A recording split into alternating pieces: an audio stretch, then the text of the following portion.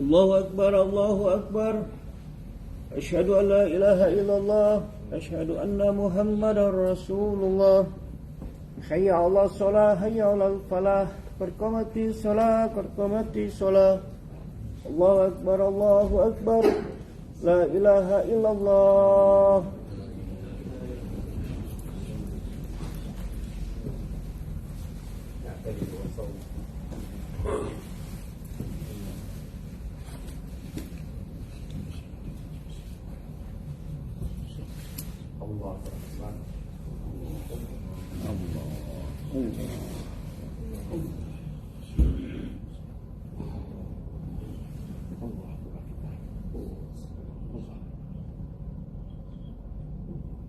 الحمد لله رب العالمين الرحمن الرحيم مالك يوم الدين إياك نعبد وإياك نستعين اهدنا الصراط المستقيم صراط الذين أنعمت عليهم غير المغضوب عليهم ولا الضالين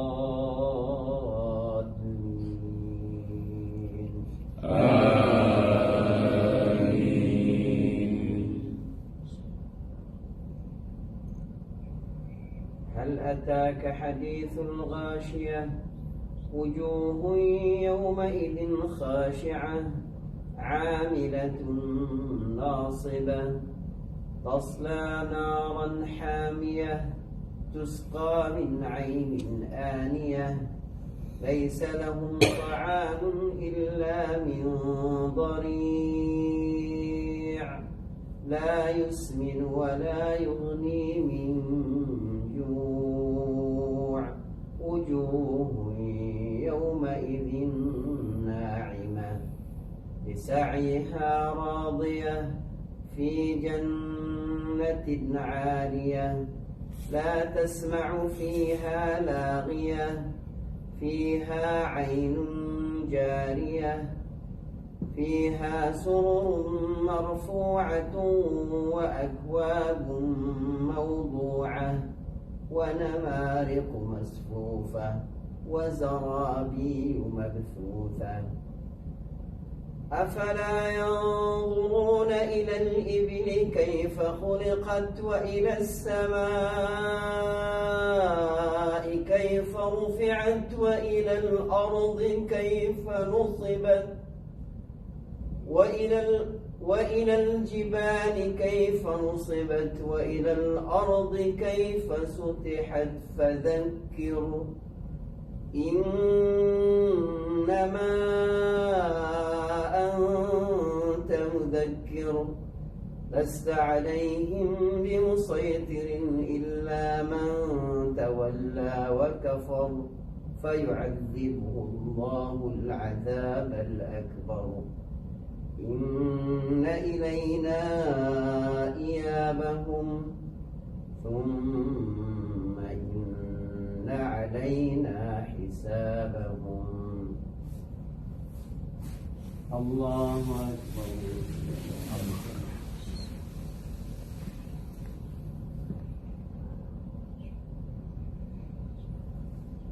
سمع الله لمن حمده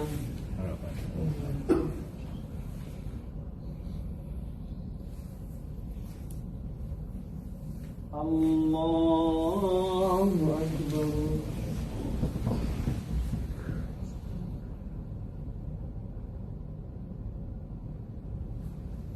الله أكبر.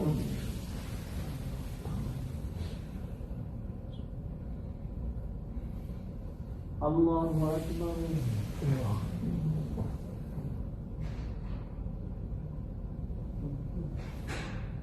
الله أكبر.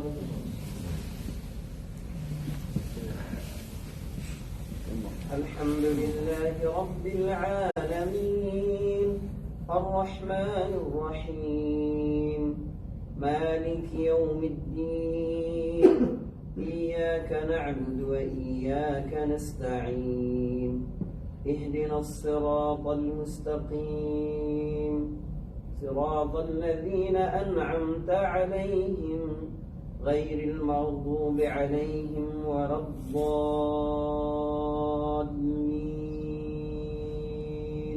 آمين.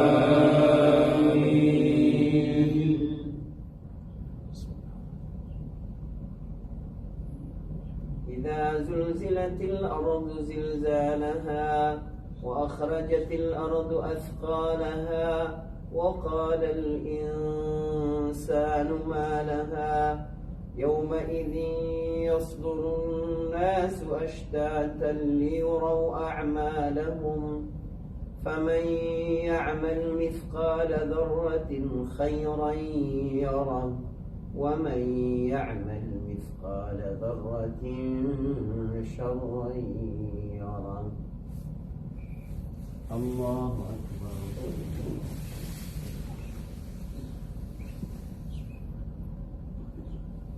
سمع الله لمن حمده.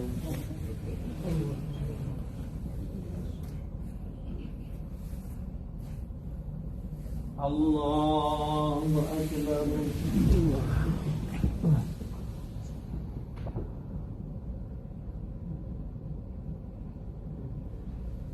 الله أكبر.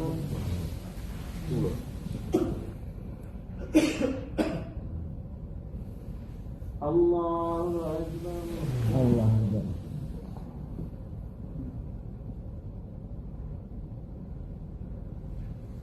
الله أكبر. الله أكبر.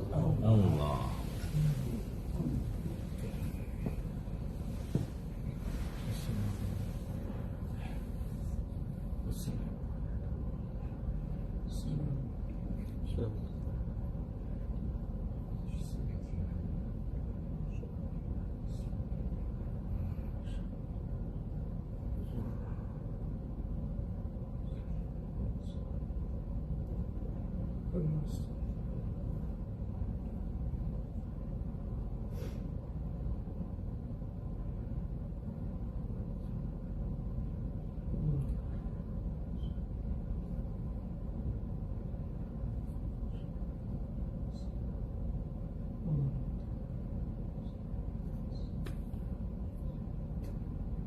السلام عليكم ورحمة الله. السلام عليكم ورحمة الله.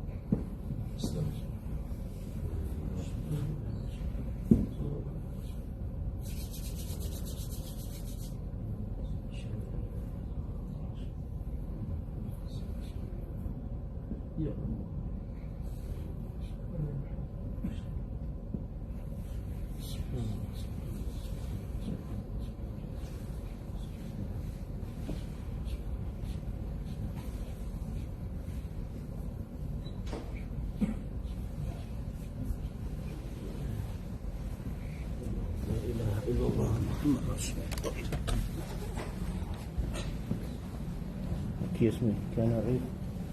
Can I read? Excuse me.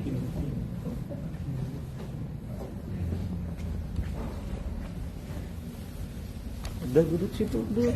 Coba bagus ya, coba sekali aja. Nanti kalau Ustadz pulang kan ente gantian. Ya.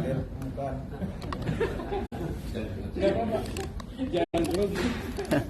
Harus latihan kita. Ntar lagi air minum. Beda dulu. Ya dari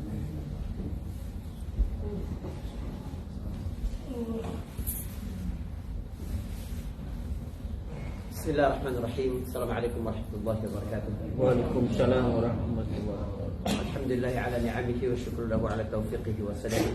Asyhadu an la ilaha illallah wahdahu la syarika lahu wa asyhadu anna Muhammadan abduhu wa rasuluh. Allahumma salli wa sallim wa barik ala nabiyil karim wa ala alihi wa ashabihi ajma'in wa man tabi'ahum bi ihsan ila yaumiddin, amma ba'd. Bapak-bapak jamaah subuh yang dirahmati Allah Subhanahu wa taala. Kemarin kita sampai pada beberapa keajaiban-keajaiban yang Allah sertakan bersama dengan Ashabul Kahfi. Kita bicara bagaimana Allah menjaga pandangan mereka agar nanti terbangun tidak buta. Orang kalau lama berada di tempat gelap itu harus ada penyesuaian langsung. Mata yang tertutup terus-menerus juga begitu. Kita kalau lihat bajak laut itu ya, kenapa matanya selalu ditutup sebelah? Kenapa? Sebab mereka bergantian antara yang jaga di luar dengan yang di bawah. Yang di bawah itu posisinya gelap. Jadi ketika mereka berada di bawah, itu pakai mata yang sama untuk di tempat gelap. Ketika naik ke atas, ke dek di atas, mereka akan pindahkan itu untuk melihat tempat terang. Jadi tidak butuh adaptasi lagi. Jadi selalu begitu. Kemudian tentang anjing mereka, juga tentang perasaan takut orang kalau melihat mereka. Itu dalam Tahrir wa Tanwir itu disebutkan, Ibn Ashur menyebutkan bahwa gua itu dulunya biasanya tempat para begal, ya. Tahu begal kan ya? ya. Para perampok-perampok jalanan itu untuk tempat tidur mereka. Jadi orang-orang takut ke situ gitu. Dalam tinjauan psikologis ternyata bagaimana seseorang memandang orang lain itu tergantung dengan suasana batin objek yang dipandang.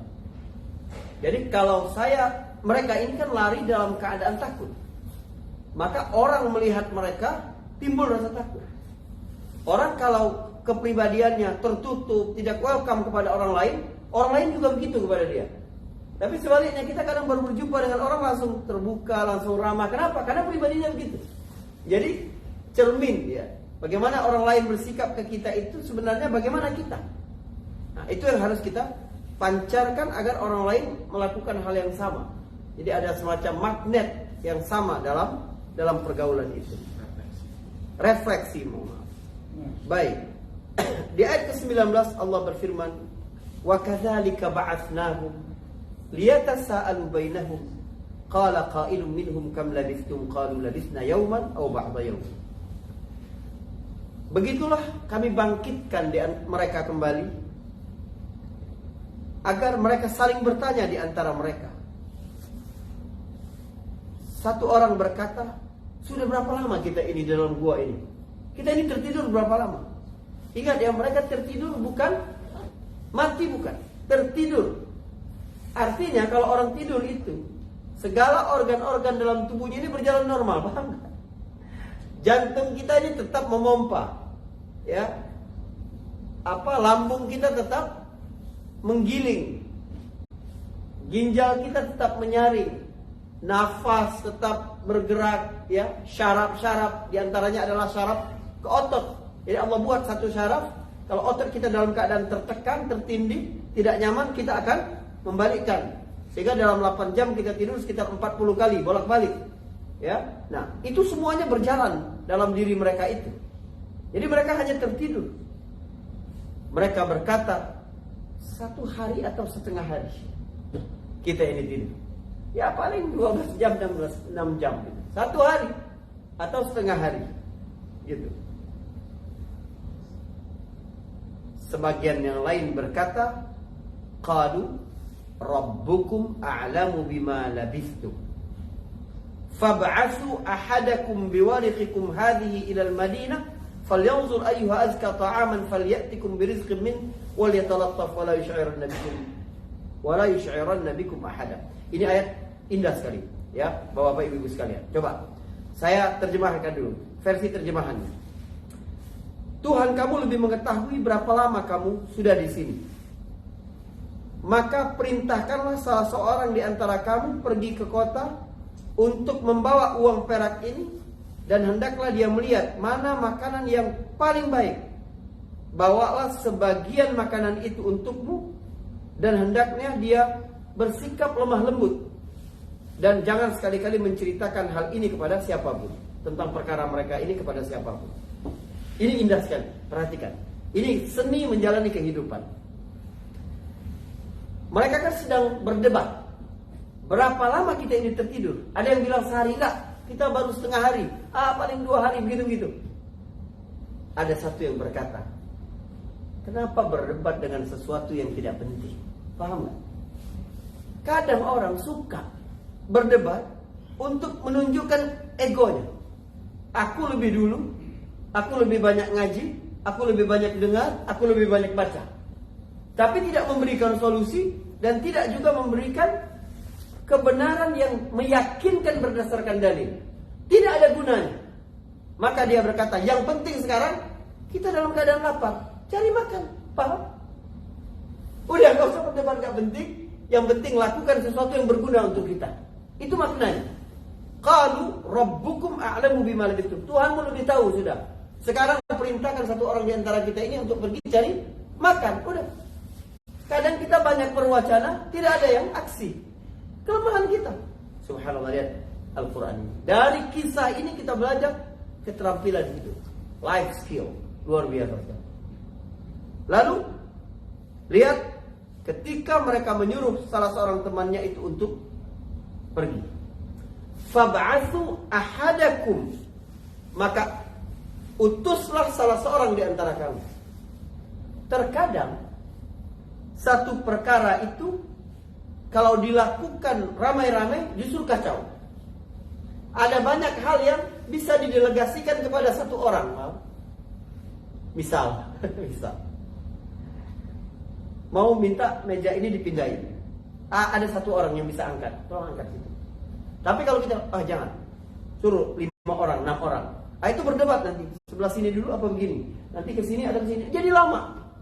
Jadi banyak juga hal dalam hidup ini yang bisa dikerjakan sederhana ya.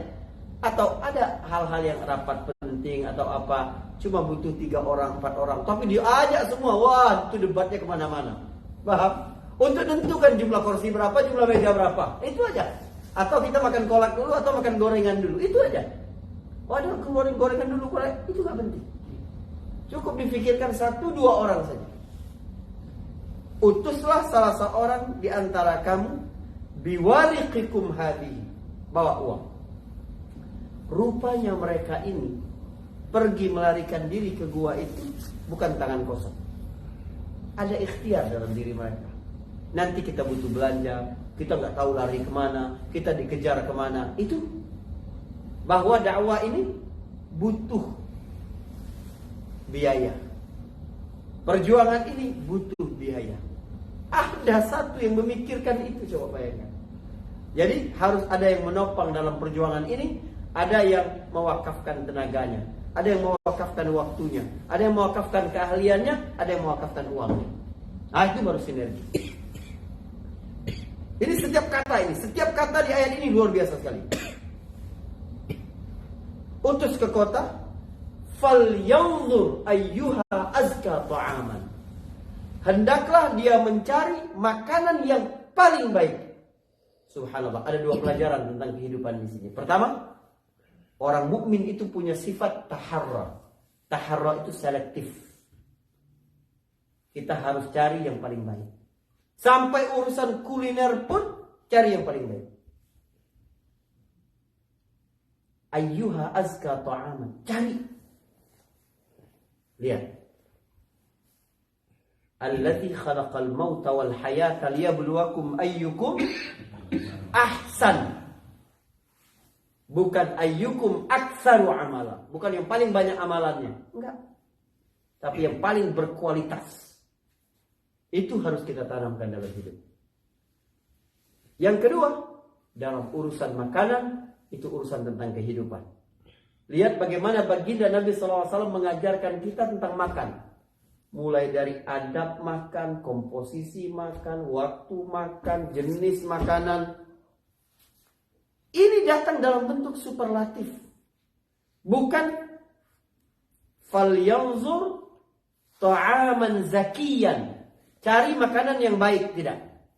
Di antara yang baik itu kamu pilih yang terbaik. Itu Al-Quran mengajarkan kita. Kuliner pun cari yang paling baik.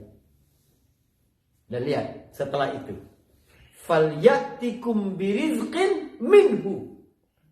Lalu hendaklah dia datang, ya, kembali membawa makanan itu minhu. Apa arti minhu itu? Dari makanan itu. Min dalam bahasa Arab di sini bermakna litab'id. Dalam gramatika bahasa Arab menunjukkan sebagian. Jadi apa maknanya? Kamu punya uang, bisa beli makan satu nampan, jangan beli satu nampan. Beli secukupnya saja. Subhanallah. Komposisi makan, pilihan makanan, adab makan, Allah sebutkan di sini. Kenapa kita mesti belanja seperlunya saja? Untuk kesehatan diri dan untuk stabilitas pasar. Ada orang lihat ada barang bagus, oh dia punya uang banyak, ini mumpung lagi diskon, dia beli semuanya. Banyak orang yang ngantri di belakang sebenarnya mau beli, kecewa semua. Kita kadang berpikir, oh aku beli, ada hak tuh, jangan. Falyatikum birizqin minhu. Subhanallah. Lalu kata berikutnya lihat. Wal yatalattaf. Ini indah sekali adab kita dalam hidup, adab kita dalam beragama. Ini adalah kata pertengahan di dalam Al-Quran. Seolah-olah isi Al-Quran itu tengah-tengahnya apa? Bersikaplah lemah lembut. Mereka ini orang-orang dalam kebenaran, sedang berjuang. Ada orang, wah keras sekali, kita ini berada dalam kebenaran, Anda salah, Anda bid'ah, Anda ini, Anda. Coba bayangkan, jangan. Tidak boleh bersikap demonstratif. Makanya para ulama menyebut, dalam sebuah riwayat disebutkan, tidak boleh pakai baju khas yang mendefinisikan kelompok tertentu. Kalau kita pakai itu orang tahu, oh ini orang ini kelompok ini kelompok. Tidak boleh. Ada kesombongan di dalamnya. Kita mau pakai pakaian seperti Rasulullah pun misalnya setengah betis segala macam, tapi ada kesombongan dalam diri kita. Lebih baik orang yang melandungkan pakaiannya tapi tidak sombong. Jangan. Jadi bersikap lembutlah, tidak demonstratif. Itu waliyatalattaf. Biar dilihat orang, ini cara wudhu yang paling sunnah, ini cara sholat yang paling sunnah, ini dengan cara demonstratif sehingga orang merasa dia sedang nyalahin aku, dia sedang ada. Allah Maha tahu lisan kita, sikap kita, gaya kita, Allah Maha tahu. Ini orang dalam keadaan benar, yang lain menyembah berhala. Tapi jangan bersikaplah lemah lembut. Biar dakwah kita ini masuk pelan-pelan. Ya. Tadriji itu dalam dakwah Nabi sallallahu alaihi wasallam. Wala yusy'iranna bikum ahada. Biar tidak ada orang yang merasa tentang keberadaan kalian ini. Innahum in yadhharu alaikum yarjumukum aw yu'idukum fi millatihim wa lam tuflihu idzan abada.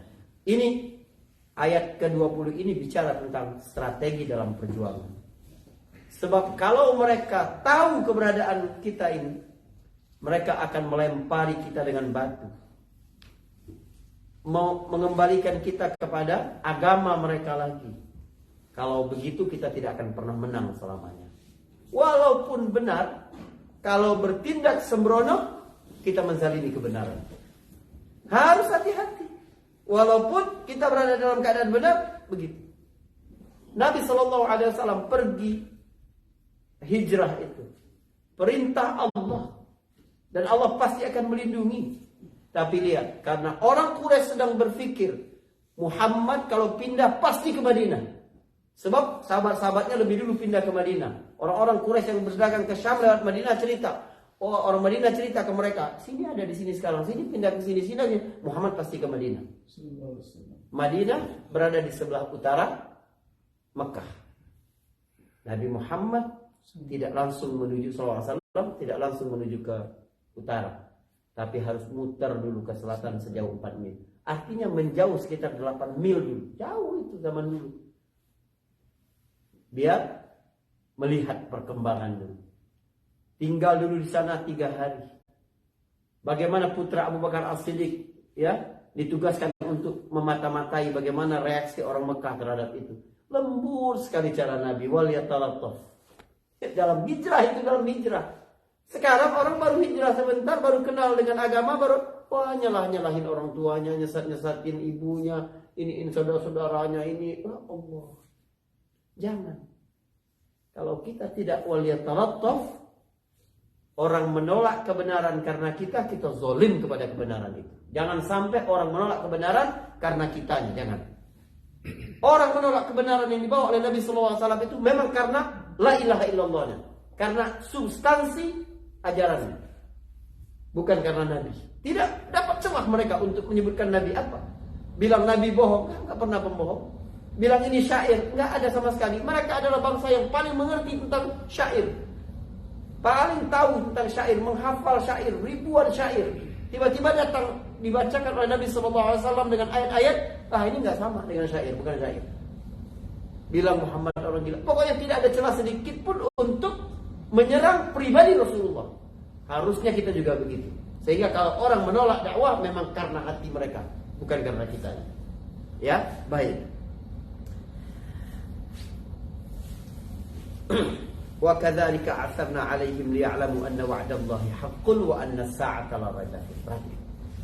Jadi salah satu yang diutus pergi ke kota tadi, bawalah uang itu. Bawa dia. Dia cari makanan yang paling indah, ya kan? Dia pura-pura biasa, tapi dia mau pura-pura normal itu agak susah.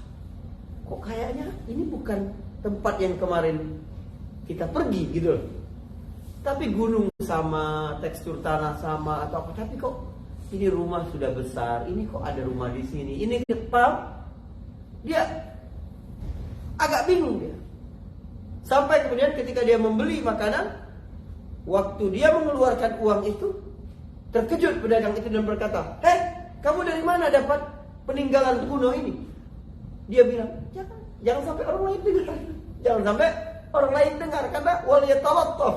Kenapa jangan keras-keras ngomong? Tapi menarik perhatian orang lain. Ya, lalu ditanya tentang mereka. Dia tidak bisa mengelak. Lalu dia bercerita apa adanya. Lalu orang berkata, Allahu Akbar. Mereka semuanya bertakbir. Mereka semuanya mengatakan bahwa raja sekarang itu raja sudah lama. Ya, ternyata kalian adalah anak-anak muda dulu yang pergi. Kami dengar ceritanya dan kami tidak tahu kemana. Tapi kok bisa sampai masih hidup hari ini dan sudah berganti rajanya. Ya, sampai 2 kali sudah generasi keduanya. Disuruh orang bawa mana rumahnya. Dibawa ke rumahnya di mana gitu. Rupanya di rumah itu adalah cucu dari saudara dia, sudah generasi ketiga. Akhirnya raja apa semua menghormati dia karena sudah beriman raja pada waktu itu. Dan orang-orang semuanya berbondong-bondong pergi ke gua tempat mereka itu tertidur. Bayangkan bagaimana perasaan teman-temannya itu. Sudah disuruh diam-diam, jangan demonstratif, coba jangan sampai ada yang tahu. Tiba-tiba, kenapa pulang bawa orang sekampung baru? Pada kaget semua gitu. Tapi dia masuk dan berkata terang, semua orang sudah beriman apa semua, subhanallah. Mereka semuanya sujud syukur di dalam gua. Dalam keadaan sujud itulah Allah wafatkan mereka. Kenapa Allah wafatkan? Itulah rahmannya Allah kepada hambanya. Kenapa? Mereka tidak siap untuk hidup di zaman itu, tidak siap. maka yang paling rahmat bagi mereka adalah mereka wafat. Sebab kalau mereka hidup pada masa itu, mereka hidup pada zaman yang salah. Mereka belum tentu siap. Saya berikan contoh. Kalau kakek kita sekarang hidup dengan kita sekarang, bingung mereka. Bahasa kita sudah berbeda. Ntar bilang, iya ya kakek iya. Nanti kirim WhatsApp saja. Apa WhatsApp itu cuy? Kakek ada nggak handphone? Handphone itu apa cuy? Ini tapi harus ada kuota. Kuota itu apa cuy? Nggak ngerti. Jadi memang sudah tepat orang ini dihidupkan pada zaman ini, orang ini dihidupkan pada zaman ini. Subhanallah. Lalu nggak mau bikin mereka, kemudian harus adaptasi, repot apa, atau kemudian mereka dikultuskan oleh orang lain atau tidak. Sebab kalian dibuat oleh Allah Subhanahu Wa Taala tidur ratusan tahun itu cuma untuk dua hal. Yang pertama, liya'lamu anna wa'dallahi haqqun, untuk mengetahui bahwa janji Allah itu pasti benar dan kiamat itu benar-benar tidak bisa diragukan. Nih contoh. Bagaimana orang yang sudah tertidur ratusan tahun bisa bangkit. Juga bukti bahwa janji Allah pasti benar. Kalau kita berjuang di jalan Allah Subhanahu wa taala, enggak mungkin Allah menyia-nyiakan kita, enggak mungkin. Kisah ini bercerita tentang apa? Bercerita tentang Allah Al-Wakil, Allah Al-Wali. Allah lah yang menjadi wakil kita, yang mengurus kehidupan kita. Allah lah yang berkuasa atas diri kita. Al-Wakil itu kalau di perusahaan namanya ada nomine. Kalau dalam bahasa notaris itu, misalnya orang asing tidak boleh buka perusahaan di situ, pakai nama orang lokal itu wakil. Orang kaya banget, dia angkat satu untuk urusan legal dia. Jadi apapun urusan kerjasama apa dia nggak harus pergi, dia yang tanda tangan. Kenapa? Dia Al-Wakil. Jadi dia bertindak atas diri bosnya, gitu. Allah Al-Wakil itu bukan kita, bukan yang bekerja, bukan kita, bukan yang berusaha, tapi semua dalam bimbingan Allah, seolah-olah Allah yang bekerja untuk kita. Itulah makna doa. Ya Hayyu ya Qayyum birahmatika nastaghith aslih lana sya'nana kullah wala takilna ila anfusina tarfata ain. Bereskan urusan kami ya Allah, yang Maha hidup, yang Maha berdiri sendiri. Bereskan. Dan jangan engkau serahkan urusan kami kepada diri kami sendiri walaupun sedetik, walaupun sekejap mata. Jangan sampai sekejap mata dalam kehidupan kita itu Allah nggak ngurus kita. Allah bilang udah urus sendiri hidup kalian. Nggak bisa. Itulah makna Al-Wakil. Wala takilni ila nafsi tarfata ain. Ini janji Allah. Perhatikan. Para ulama membuat satu kaidah penting dalam hidup. Ini harus kita bawa betul dalam diri kita. Zawalul kauni ahwanu indallahi min an la yuhaqqiqa wu'udahu lil mu'minin. Hancur lebur alam semesta ini lebih mudah bagi Allah daripada dia tidak menepati janjinya kepada orang-orang mukmin. Ya, semoga bermanfaat insyaallah. Berapa jumlah mereka? Berapa tahun mereka tertidur? InsyaAllah kita jelaskan di sesi terakhir besok Ashab Kahfi. Setelah itu kita lanjut kisah Musa dan Khidir insyaAllah. Ya, barakallahu fikum. Masih ada 4 subuh insyaAllah ya. InsyaAllah. Ini bahasa tapi Kamis insyaAllah. Barakallahu fikum. Assalamualaikum warahmatullahi wabarakatuh. Masya Allah.